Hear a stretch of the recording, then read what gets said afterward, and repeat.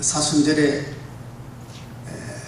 절대로 빼면 안 되는 말씀 하나 있어요. 그것이 성전을 깨끗게 하신 사건이에요.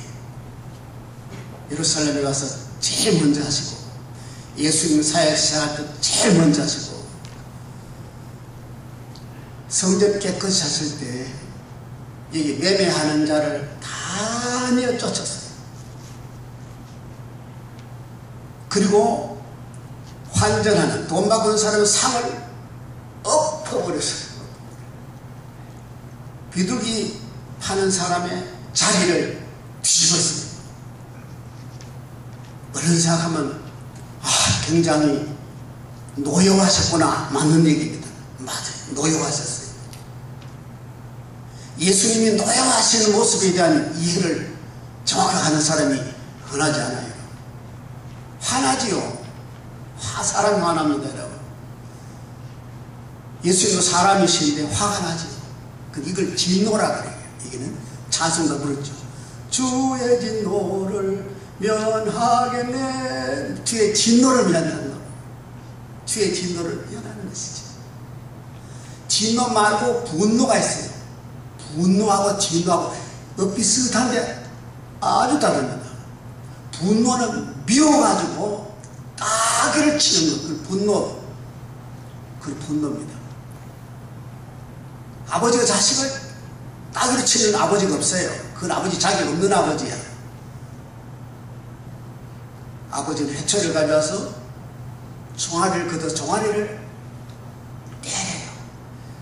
그 뺨보다 더 아프고 더 아픈 의미는 없어요, 여러분.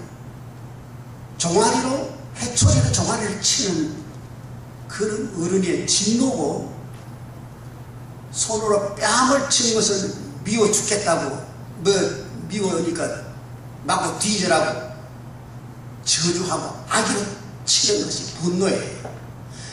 예수님은 평생에 한 번도 분노하신 적이 없어요.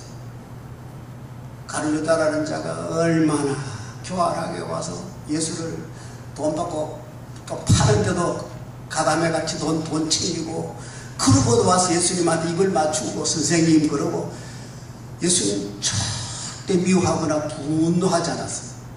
절대 분노하지 않았어요. 사랑하는 제자 베드로가 한 번은 예수님에게 사탄아, 내 뒤로 물러가라. 너는 나를 넘어지게 하는 자야. 너는 너만 생각하고 나를 생각하는 자야. 하고 막 사탄아 물러가라, 내 뒤로 물러가라. 그러실 때도 분노하지 않았어요. 미워하지 않았어요. 그걸 진노하셨다 그러죠. 오늘 주님의 진노하심이 까닭이 있을 거 아닌가. 그 까닭을 알아야 우리 예수님 바라볼 때 우리 마음에 절절히 예수님에 대한 고마움이 생겨요. 분 아니에요, 여러분. 미워하지 않아요. 한 번도 미워한 적이 없다니까요. 진노는 뭡니까? 잘못 가고 있다 그 말. 잘못되고 있다. 잘못되고 잘못 가고 있으니까 이걸 뒤집는 것이죠. 이걸 바로잡는 것이죠. 또 하나 생각할 것은 예수님은 어느 개인에게도 분노하지 않았어요. 어떤 개인에게도 분을 일으킨 적이 없어요. 여기도 한 사람 책임자에게 책임 묻는 거하고 다릅니다. 그래서 내 집은, 내 아버지 집은 기도하는 집이거늘, 그렇게 다 너희 이미 예언된 말씀이거늘 너희들은 지금 도적의 구렬이라면 소굴이라면 우리 소굴로 만들어 놨구나. 그건 아니지. 그러니까 이걸 터닝하는 것이죠. 되돌려 놓는 것이고 위치를 엎어서 바꾸는 것이죠. 근본적으로 잘못됐다. 어느 정도로 잘못된 게 아니고 좀 가는 길을 좀 이렇게 굽어서 바로 잡는 정도가 아니고 아주 잘못되었으니까 엎어버리는 것이죠. 그것이 무슨 까닭일까? 예수님 진노하셨을까? 자, 성경 참 긴 얘기지만 이렇게 해봤습니다. 매매하는 자를 다 내쫓았어요. 그 매매하는 자들, 그래서 누굽니까? 모릅니다. 돈 버는 사람들이에요. 제사장들이 나와 돈 벌었겠느냐? 그건 아니죠. 서기관 바리새인들이 거기 매매하고 돈 벌었겠냐? 그거는 영 아니죠. 그들의 영향 아래서 이것을 행했으니까 그들에 대한 진노일 수도 있어요. 그렇다고 매매하게 되었다고 매매하러 들어온 자들도 지도자들이나 별로 다르지 않아요. 여러분, 누가 잘못 가르친다고 따라하는 것도 책임이 있어요. 잘못 가르치면 안 해야죠. 교회로 말하는 게 좋겠네요. 교회 안에, 그때는 교회라고 해서 교회 안에서 매매를 하는데 목사님이 들어야 돼 괜찮다 말아 그런다고 물건 가져오고 교회에서 매매하면 괜찮다 하는 목사도 책임 있고, 그런다고 들어와서 장사하는 그 사람도 책임을 면치 못한다는 것이지. 매매가 뭡니까? 거래입니다. 거래. 돈을. 근데 거래의 원칙 안에서 뭡니까? 나한테 이득이 되지 않으면 절대로 안 합니다. 그것이 거래입니다. 매매는 그런 겁니다. 내게 돈풀이나 떨어져야지 그거 거래하지. 절대로 안 하는 것은 뭡니까? 매매의 원칙은 내 이익이 얼마인가 자꾸 많은 차이는 있지만 있어야 돼. 이것이 그 당시에 사람들이 교회를 통해서 뭐든 이득을 보겠다는 지도층에도 문제가 있고, 그런다고 와서 거기 자리를 펴고 매매를 하는 사람도 문제가 있는 것 마찬가지예요.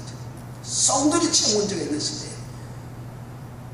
그것은 그 한 시대뿐 아니고 두고 오는 교회도 다 그런 폐단은 안고 있었어요. 진노의 조목을 다 들 수 없지만 이런 생각이 들어요. 돈이면 무엇이든지 하겠다는 생각은 이것이 주님의 진노를 일으킨 것입니다.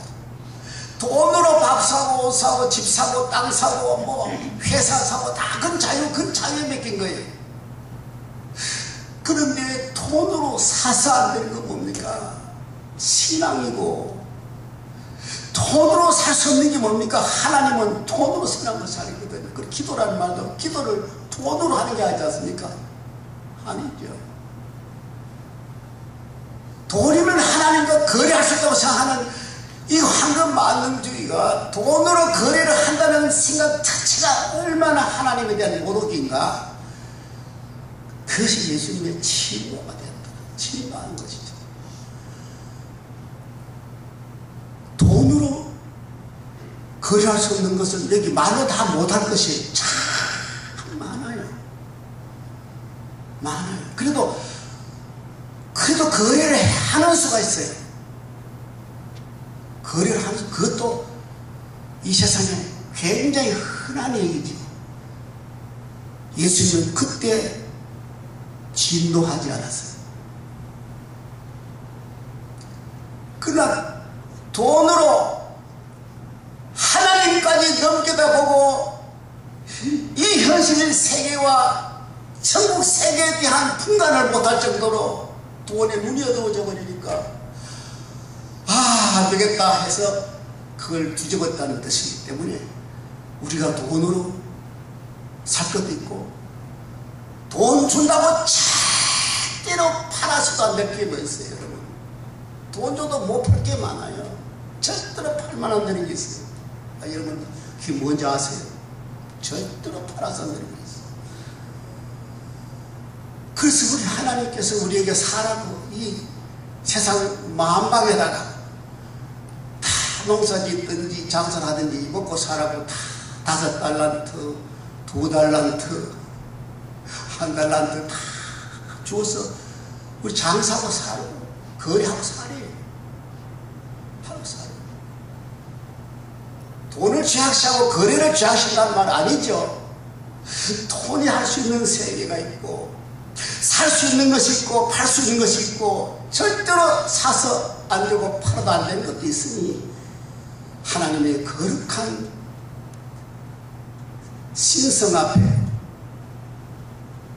기도하는 제단 안에, 기도하는 교회에 하나님도 돈으로 긍정이 되겠다는 그 발상이야말로 얼마나 진노하실 일이죠. 이 본문이 참 길게 내가 조목조목 나누다가 오늘 이 사순절에 너무 오래 하면 안 되니까 간단한, 여러분 집에 가서 돈으로 살 수 있는 것 목록을 적어보세요. 굉장히 간단히 식품, 의료, 교통수단 그래 할 수 있어요.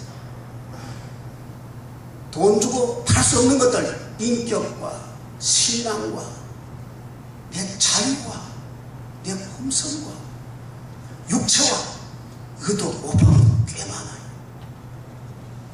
거래가 아무리 좋은 거래가 된다 해도 여러분 우리의 신앙과 인격에 대한 거래 같은 것은 상상도 안 해야 되지. 이거 상상이 되는 날 우리는 예루살렘 성전이 예수님의 손으로 상을 엎어버리고 의자를 엎어버리고 매만들을 쫓아냈던 거 생각하십시오. 여기 매매의 제일 품목이 1번이 뭔지 아시죠? 매매의 목적이 뭐 돈 가지고 옷 사고 뭐 고기 사고 그릇 사고 기존품 사는 거래는 아니에요. 이 거래가 뭐냐면 재물 사는 거래예요. 이게 예수님이 분노의 제일 핵심 부분이에요. 아니, 하나님께 바칠 재물을 어떻게 해? 재물을 시장에서 파는 거 가져오면 절대로 재물 안 돼. 여러분, 그렇지 맞지도 않아요. 집에서 양을 길러가지고 오는 것이지. 원칙이지. 원칙이지. 손으로 길러가지고 재물로, 처음부터 이거는 재물로 바치기 위해서 구별해서 길러요. 노동하는 그런 짐승은 노동도 과히 안 시키고 1년쯤 될 때까지는 노동도 별로 안 시키면서 잘 다듬 갖고 가지고 바치는 거. 이것이 자연산이에요. 자연산. 하나님은 이 자연 만상을 다 맡기면서 이 자연 만물 가운데 하나님께만 자연산을 좀 바쳐지도록, 곡물도 자연산이, 짐승도 자연산을 바라는데 이걸 상품으로 만들어가지고 돈으로 거래 흥정을 해가지고 밀고 땡기고 흥정을 값을 만들어가지고 이것을 교회 마당에서, 교회 안에서 그렇게 재물을 사고 판다니까. 이건 잘못되어도 좀 잘못된 말인가요? 고단 얘기는 없어도 되는 얘기인데, 돈 바꾸는 상을 엎어버리고 비둘기 파는 자에 그냥 엎어버렸다는 말은 그 매매하는 자 다 쫓아내면 다 나가면 되는데 그 말을 따로 썼더라고. 왜? 거기 뜻이 두 가지 따르지 있어요. 하나는 환전소라는 뭐냐, 주변 국가에서 순례자들이 예루살렘 올 때 가져오는 돈이에요. 세켈을 쓰는 예루살렘에서는 유대인들, 예루살렘 사람들은 세켈을 다 갖고 있어요. 주변에 사는 많은 소수민족들은 예루살렘을 가려면 그 세켈을 가졌자니까 그걸 구하기 위해서 환전하는데 순례자들에 대한 주머니를 노리는 것이죠. 그 환전한 장소가 밖에 있으면 밖에서 바꿔와 사는 건 자유지만 이걸 또 돈을 많이 남기기 위해서는 성전 안에서 결탁을 했다. 그래서 환전하는 거 보니까 너무 치사하잖아요. 그 멀리서 옷짐 싸고 예루살렘 간다고, 하나님의 성전에서 제사한다고 재물을 가져오려고 그러는데 가져오지 말고 예루살렘 성전 사서 하라 그러니까 그 사라고는 그 가난한 순례자들, 그 마음에 아름다운 거룩한 순례자들의 주머니까지 노려가지고 거기에 환전하고 있는 사람 보니까 꼴이 너무 무서우니까 패대기 치는 거죠. 그럼 비둘기 사람 파는 사람 왜 그러냐? 그건 더하지요. 비둘기는 부자가 사는 게 아니에요.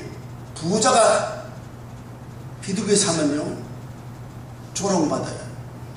제일 가난한 사람이 소와 양과 염소와 그 참 좋은 재물 다 놔두고 비둘기는 가축도 아니에요, 여러분. 가장 가난한 사람이 흔한 값으로 사서, 값이 없어. 비둘기는 값도 없죠. 왜? 비둘기가 뭐 가축이 아니고 무슨 값이 있어요.